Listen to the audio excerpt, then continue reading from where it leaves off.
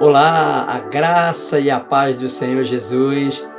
A palavra de Deus escrita aos Romanos, no capítulo 5, versículos 7 e 8, nos diz assim: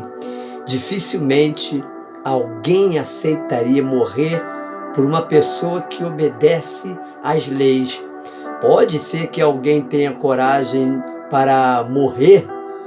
por uma pessoa boa, mas Deus nos mostrou o quanto nos ama. Cristo morreu por nós quando ainda vivíamos no pecado. Enquanto que no direito convencional os advogados têm a competência, mediante a confissão dos crimes cometidos ou não pelos seus clientes, para elaborarem uma tese de defesa que convença, pelo bom discurso, o juiz e o júri perante o tribunal, Jesus, o supremo advogado, não intentou agir como que negando nem querendo livrar das consequências dos erros e pecados cometidos quem ele mesmo decidiu justificar. Pelo contrário, assumindo a culpa pelo que não fez, Jesus Cristo resolveu derramar o seu próprio sangue por toda a humanidade que tinha uma causa perdida para o diabo, desde o pecado original cometido no Jardim do Éden. Foi ele mesmo que decidiu unilateralmente livrar da sentença de morte todo aquele que nele crê. Portanto, estando nós sob o domínio do pecado, Jesus sabia que de maneira alguma conseguiríamos, com toda a nossa boa intenção, fazer alguma coisa proveitosa que assim alterasse a irrevogável condenação à morte a que o pecado de Adão nos sujeitou.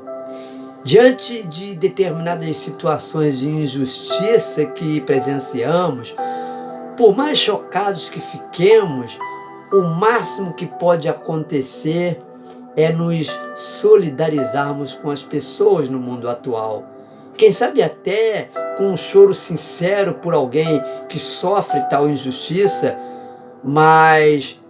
jamais pensar em assumir o seu lugar naquela injustiça que sofre, e muito menos quando a culpa realmente por parte da pessoa,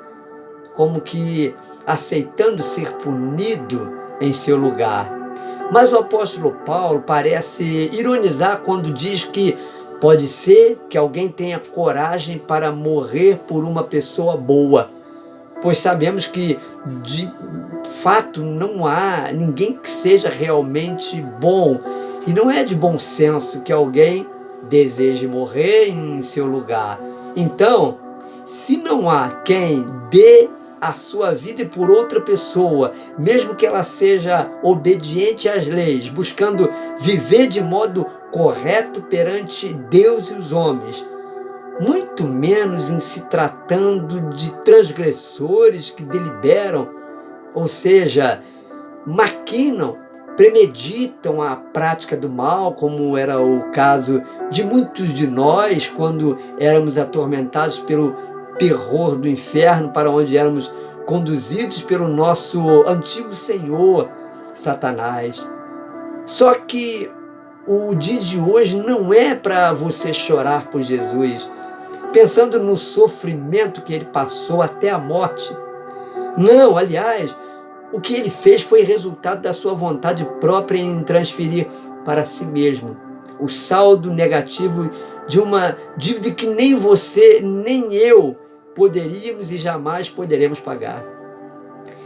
Mas se tem de se lamentar e chorar, faça isto por você e pela falta de gratidão muitas vezes demonstrada quando escolhe pecar, mesmo agora conhecendo a palavra de Deus e com a consciência de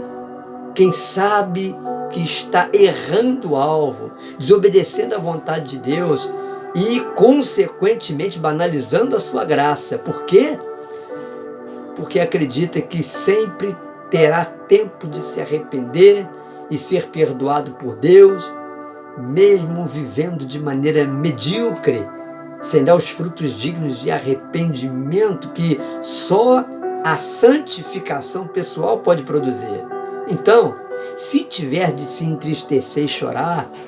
que não seja por Jesus, pois ele não está mais com aquela coroa de espinhos que feriu a sua cabeça, mas ele está coroado de glória, de majestade, ele reina eternamente, sem o aspecto de dor e sofrimento daquele nazareno rejeitado e pendurado na cruz, ali machucado pelas feridas que lhe causaram, já em estado de putrefação e cheirando mal por causa do sangue misturado com suor